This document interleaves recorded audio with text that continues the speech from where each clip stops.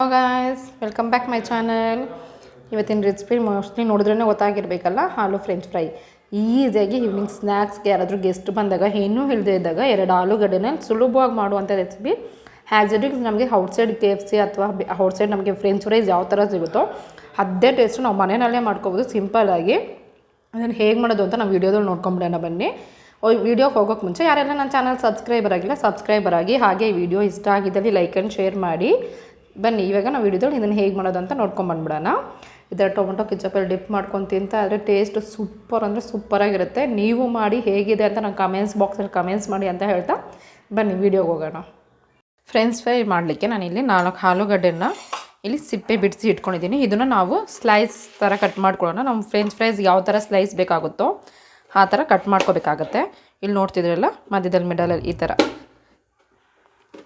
ನಿಮ್ಗೆ ಹಂಗೆ ಬಂದಿಲ್ಲ ಮಧ್ಯದಲ್ಲಿ ಬೆರಳಿಟ್ಕೊಂಡು ಹಿಂಗೆ ಕಟ್ ಮಾಡ್ಕೊಳ್ಳಿ. ಇದ್ರಲ್ಲಿ ನಮ್ಗೆ ಯಾವ್ದು ಈ ಥರ ನೋಡ್ತಾ ಇದ್ದೀರಲ್ಲ, ಈ ಥರ ಇಷ್ಟು ಪೀಸಸ್ ಆದರೆ ಮಾಡಿಕೊಂಡ್ರೆ ಸಾಕು. ಇದನ್ನು ಹಾಗೆ ಮಾಡ್ಕೊಳ್ಳೋಣ. ನಮ್ಗೆ ಯಾವ ಥರ ಬೇಕಾಗುತ್ತೆ ಶೇಪ್ ಆ ಥರ ಕೊಟ್ಕೋಬೋದು.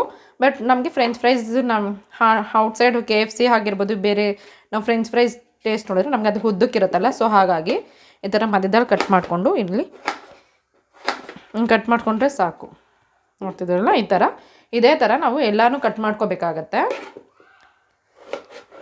ಈ ಥರ ಫಸ್ಟ್ 2 ಭಾಗ ಮಾಡಿಕೊಂಡು ಉದ್ದಕ್ಕೆ ಈ ಥರ ಕಟ್ ಮಾಡ್ಕೊಂಡು ಮತ್ತೆ ಇಲ್ಲೂ ಈ ಥರ ಕಟ್ ಮಾಡ್ಕೋಬೇಕಾಗತ್ತೆ. ಇದೇ ಥರ ನಾವೆಲ್ಲನೂ ಕಟ್ ಮಾಡ್ಕೊಳ್ಳೋಣ. ಇವಾಗ ನಾವೆಲ್ಲನೂ ಈ ಥರ ಸ್ಲೈಸಾಗಿ ನೋಡಿ, ಈ ಥರ ನಮಗೆ ಫ್ರೆಂಚ್ ಫ್ರೈಸ್ ಸ್ಲೈಸ್ ಯಾವ ಥರ ಇರುತ್ತೋ ಅದೇ ಥರ ಈ ಥರ ಎಲ್ಲನೂ ಕಟ್ ಮಾಡ್ಕೊಂಡು ಇವಾಗ ನಾವು ಇದನ್ನು ಬಿಸಿನೀರಲ್ಲಿ ಒಂದು 2 ಮಿನಿಟ್ಸ್ ಬಾಯ್ಲ್ ಮಾಡ್ಕೋಬೇಕಾಗತ್ತೆ. ಬನ್ನಿ ಇದನ್ನು ನಾವು ಬಿಸಿನೀರಲ್ಲಿ ಬಾಯ್ಲ್ ಮಾಡ್ಕೊಳ್ಳೋಣ. ಇವಾಗ ನಾವು ಇದನ್ನು ಬಿಸಿನೀರಲ್ಲಿ ಒಂದು 2 ಮಿನಿಟ್ಸ್ ಬಾಯ್ಲ್ ಮಾಡ್ಕೋಬೇಕಾಗತ್ತೆ. ಇವಾಗ ಇದನ್ನು ಜಾಸ್ತಿ ಬಾಯ್ಲ್ ಮಾಡ್ಕೊಳ್ತೀರಾ, ಒಂದು 2-5 ಮಿನಿಟ್ಸಲ್ಲಿ ಸ್ವಲ್ಪ ಲೈಟಾಗಿ ಬಾಯ್ಲ್ ಮಾಡಿಕೊಂಡ್ರೆ ಸಾಕಾಗತ್ತೆ.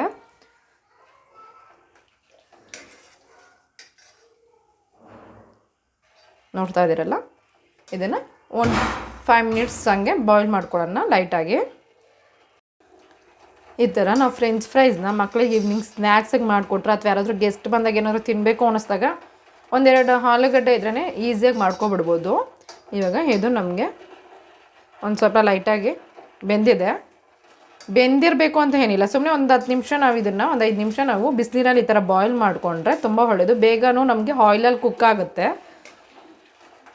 ನಾವೇನು ಪೊಟೊಟೊ ಬೇಯಿಸಿಟ್ಟಿದ್ವಲ್ಲ ಇದನ್ನು ಈ ಥರ ನಾವು ಒಂದು ಕ್ಲಾತಲ್ಲಿ ಕಾಟನ್ ಕ್ಲಾತೆಲ್ಲ ಹಾಕ್ಕೊಂಡು ಇದು ಒದ್ದೆ ಏನಿದೆಯಲ್ಲ ಇದು ವಾಟ್ರೆಲ್ಲ ಹೋಗೋ ಥರ ಹಿಂಗೆ ಸುಮ್ಮನೆ ಲೈಟಾಗಿ ಹಿಂಗೆ ಒರೆಸ್ಕೋಬೇಕಾಗತ್ತೆ. ಒಂದು ಸ್ವಲ್ಪನೂ ಒದ್ದೆ ಇಲ್ದಿರೋ ವಾಟ್ರ್ ಇಲ್ದಿರೋ ನಾವು ಇದನ್ನು ಫುಲ್ಲು ಈ ಥರ ನೀರಿನ ಅಂಶ ಇಲ್ದಿರೋ ಥರ ಒರೆಸ್ಕೋಬೇಕಾಗುತ್ತೆ.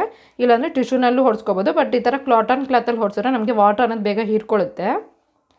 ನೋಡ್ತಿದ್ದೀರಲ್ಲ, ಈ ಥರ ಲೈಟಾಗಿ ನಾವು ಈ ಥರ ಆ ವಾಟ್ರ್ ಒಂಚೂರು ಇಲ್ದಿರೋ ಥರ ನಾವು ಒರೆಸ್ಕೊಂಡ್ರೆ ನಮಗೆ ಆಯಿಲಲ್ಲಿ ಡೀಪ್ ಫ್ರೈ ಮಾಡಲಿಕ್ಕೆ ನಮಗೆ ತುಂಬ ಸುಲಭ ಆಗುತ್ತೆ. ಹಾಗೆ ಆಯಿಲಲ್ಲಿ ನಮಗೆ ಇದು ಹೆಗ್ರೋ ಚಾನ್ಸಸ್ ಆದರೆ ಇರುತ್ತೆ, ಆ ಥರ ಹೆಗ್ರಲ್ಲ. ಸುಲಭವಾಗಿ ನಾವು ಮನೆಯಲ್ಲೇ ಈಸಿಯಾಗಿ ಮಾಡ್ಕೋಬೋದು ಫ್ರೆಂಚ್ ಫ್ರೈಸ್ ಅನ್ನೋದು. ಮಕ್ಳಿಗೆ ತುಂಬ ಇಷ್ಟ ಅಲ್ವಾ, ಸೊ ಹಂಗಾಗಿ ನಾವು ಮನೆಯಲ್ಲೇ ಮಾಡಿಕೊಟ್ರೆ ಹೊಟ್ಟೆ ತುಂಬ ತಿಂತಾರೆ. 4 ಆಲೂಗಡ್ಡೆ ಇದ್ದರೆ ಸಾಕು, ನಾವು ಇದು ಚೆನ್ನಾಗಿ ಮಾಡ್ಕೋಬೋದು. ಈ ಥರ ನೀರಿನ ಅಂಶ ಹೋಗೋವರೆಗೂ ನಾವು ಒರೆಸ್ಕೊಂಡಾದ್ಮೇಲೆ ಇದನ್ನು ಬೇರೆ ಬೌಲಲ್ಲಿ ತೊಗೊಳ್ಳೋಣ. ಇವಾಗ ನಾನಿಲ್ಲಿ ಒಂದು ಬೌಲಲ್ಲಿ ನಾವೇನು ಒರೆಸಿಟ್ಟಿದ್ವಲ್ಲ ಆಲೂಗಡ್ಡೆನ ಇದ್ರಲ್ಲಿ ಹಾಕ್ಕೊಳ್ಳೋಣ.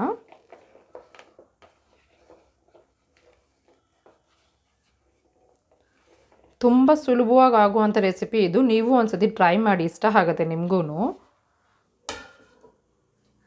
ಇವಾಗ ನಾವು ಇದಕ್ಕೆ 1-2 ಟೀ ಟೇಬಲ್ ಸ್ಪೂನ್ ಆಗೋಷ್ಟು ಕಾರ್ನ್ಫ್ಲೋರ್ ಆ್ಯಡ್ ಮಾಡ್ಕೊಳ್ಳೋಣ.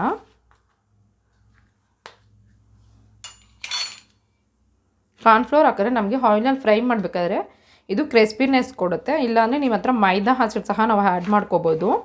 ಈ ಥರ ಲೈಟಾಗಿ ಕಾರ್ನ್ಫ್ಲೋರ್ ಹಾಕ್ಕೊಂಡು ಆ್ಯಡ್ ಮಾಡಿಕೊಂಡ್ರೆ ನಮ್ಗೆ ಇನ್ನೂ ರುಚಿ ಚೆನ್ನಾಗಿ ಕೊಡುತ್ತೆ. ಹಾಗೆ ನಮಗೆ ಕ್ರಿಸ್ಪಿನೆಸ್ ಕೂಡ ಸಹ ಕೊಡುತ್ತೆ. ಇವಾಗ ನಾವು ಇದನ್ನು ಆಯಿಲಲ್ಲಿ ಡೀಪ್ ಫ್ರೈ ಮಾಡ್ಕೊಳ್ಳೋಣ. ಬನ್ನಿ ಇವಾಗ ನಾವು ಇದನ್ನು ಆಯಿಲಲ್ಲಿ ಡೀಪ್ ಫ್ರೈ ಮಾಡ್ಕೊಳ್ಳೋಣ. ಕಾರ್ನ್ಫ್ಲೋರ್ ಹಾಕಿಟ್ಟಿದ್ವಲ್ಲ ಇದನ್ನು ನಾವು ಆಯಿಲಲ್ಲಿ ಡೀಪ್ ಫ್ರೈ ಮಾಡ್ಕೊಳ್ಳೋಣ. ನಾನಿಲ್ಲಿ ಒಂದು ಬಾಣಲಿಲಿ ಆಲ್ರೆಡಿ ಆಯಿಲ್ ಆದರೆ ಫಸ್ಟೇ ಆ್ಯಡ್ ಮಾಡಿಟ್ಟಿದ್ದೆ. ಇದು ಇವಾಗ ಬಿಸಿ ಆಗಲಿಕ್ಕೆ ಉಂಟು.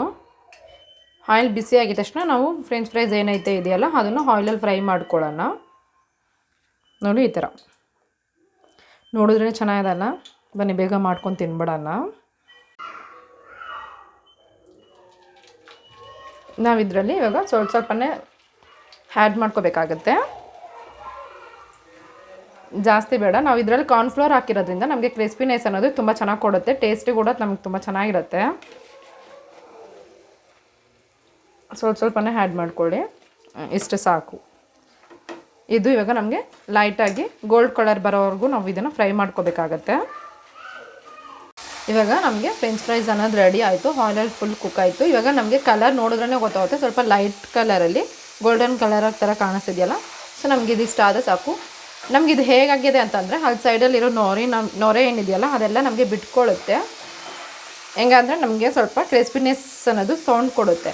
ಆವಾಗ ನಮಗಿದು ಆಗಿದೆ ಅಂತ ಅರ್ಥ. ಇವಾಗ ನಾವು ಇದನ್ನು ಒಂದು ಪ್ಲೇಟಲ್ಲಿ ಸರ್ವ್ ತೊಗೊಳ್ಳೋಣ.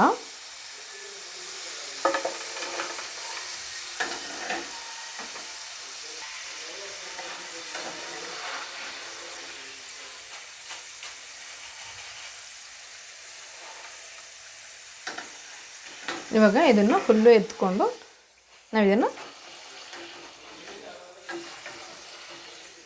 ಸಿಂಪಲ್ಲಾಗಿ ಈವ್ನಿಂಗ್ ಸ್ನ್ಯಾಕ್ಸಿಗೆ ಆಗುವಂಥ ರೆಸಿಪಿ ಇದು. ಇವಾಗ ಇದನ್ನು ನಾವು ಒಂದು ಪ್ಲೇಟಲ್ಲಿ ಸರ್ವ್ ಮಾಡಿಕೊಂಡು ಇವಾಗ ನಾವು ಇದಕ್ಕೆ ಉಪ್ಪು ಖಾರನ ಬೆರೆಸ್ಕೊಳ್ಳೋಣ. ಇವಾಗ ಇದನ್ನು ಒಂದು ಪ್ಲೇಟಲ್ಲಿ ತೊಗೊಂಡು ನಾವು ಬಿಸಿ ಇದ್ದಾಗಲೇ ಇದಕ್ಕೆ ನಾವು ಉಪ್ಪು ಖಾರ ಏನೋ ಇದೆಯಲ್ಲ ಅದನ್ನು ಬೆರೆಸ್ಕೋಬೇಕಾಗತ್ತೆ. ಇಲ್ಲಾಂದರೆ ಆವಾಗ ನಮಗೆ ಉಪ್ಪು ಖಾರ ಹಿಡಿಯಲ್ಲ. ಬಿಸಿ ಇದ್ದಾಗಲೇ ಹಾಕ್ಕೊಂಡ್ರೆ ನಮಗೆ ಉಪ್ಪು ಖಾರ ಪರ್ಫೆಕ್ಟಾಗಿ ಫ್ರೆಂಚ್ ಫ್ರೈಸಲ್ಲಿ ನಮಗೆ ಹಿಡಿಯುತ್ತೆ. ಸೊ ತಿನ್ನಬೇಕಾದ್ರೂ ನಮಗೆ ಟೇಸ್ಟ್ ಚೆನ್ನಾಗಿರುತ್ತೆ.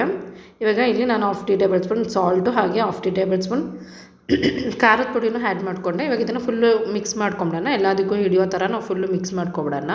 ಈ ಥರ ನಾವು ಈವ್ನಿಂಗ್ ಸ್ನ್ಯಾಕ್ಸ್ ಮಕ್ಳಿಗೆ ಮಾಡಿಕೊಟ್ರೆ ತುಂಬ ಚೆನ್ನಾಗಿರುತ್ತೆ. ನೋಡ್ತಿದ್ದೀರಲ್ಲ, ಈ ಥರ ನಾವು ಫುಲ್ಲು ಉಪ್ಪು ಖಾರ ಮಿಕ್ಸ್ ಮಾಡ್ಕೊಂಬಿಟ್ಟು ಇದನ್ನು ಟೊಮೊಟೊ ಕೆಚಪ್ಪಲ್ಲಿ ಸರ್ವ್ ಮಾಡ್ಕೊಂಡು ತಿಂದರೆ ಸಖತ್ತಾಗಿರುತ್ತೆ. ನೀವು ಮತ್ತೆ ಬೇಕು ಅನ್ನೋ ಥರ ಇಸ್ಕೊಂಡು ತಿಂತಾ ಇರ್ತೀರ. ಮನೇಲಿ ಎಲ್ಲರೂ ಇಷ್ಟಪಟ್ಟು ತಿಂತಾರೆ. ನೀವು ಒಂದು ಸತಿ ಟ್ರೈ ಮಾಡಿ ಈ ಥರ ಮಾಡೋದನ್ನು. ಐ ಹೋಪ್ ನಿಮಗೆ ವಿಡಿಯೋ ಇಷ್ಟ ಆಗುತ್ತೆ ಅಂತ ಅನ್ಕೋತೀನಿ. ಇಷ್ಟ ಆಗಿದ್ರೆ ಪ್ಲೀಸ್ ಲೈಕ್ ಆ್ಯಂಡ್ ಶೇರ್ ಮಾಡಿ. ಹಾಗೆ ಯಾರೆಲ್ಲ ನನ್ನ ಚಾನಲ್ ಸಬ್ಸ್ಕ್ರೈಬರ್ ಆಗಿಲ್ಲ ಮೊದಲಿಗೆ ನನ್ನ ಚಾನಲ್ ಸಬ್ಸ್ಕ್ರೈಬರ್ ಆಗೋದು ಮರಿಬೇಡಿ ಅಂತ ಹೇಳ್ತಾ, ಪ್ಲೀಸ್ ಇವಾಗಲೇ ನೀವು ನಿಮ್ಮ ಮನೆಯಲ್ಲಿ ನಿಮ್ಮ ಮಕ್ಕಳಿಗೆ ಆಗಲಿ ಯಾರಿಗೇ ಆಗಲಿ ಗೆಸ್ಟ್ ಬಂದವ್ರಿಗೆ ಆಗಲಿ ಸರಿ ಮಾಡಿಕೊಡಿ. ಆಮೇಲೆ ನೋಡಿ ಟೇಸ್ಟ್ ಸೂಪರ್ ಇದೆ ಅಂತ ಹೇಳ್ತೀರಾ. Thank you for watching guys.